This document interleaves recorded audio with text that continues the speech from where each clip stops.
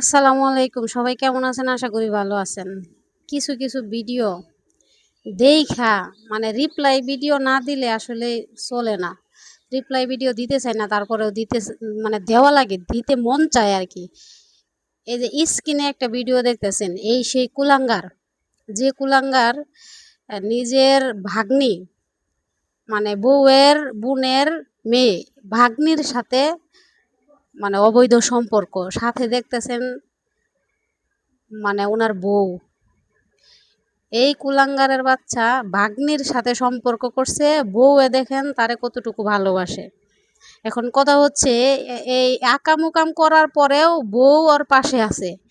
এখন আমি আমি বলি, একটা মেয়ে মানুষ হিসেবে আরেকটা মেয়েরে বলি, সবার কাছে প্রশ্ন রাখলাম যে জামাই হইতেছে এইরকম আকাম-উকাম করে, বউ তারে এতটা সাপোর্ট দেওয়ার কারণ কি?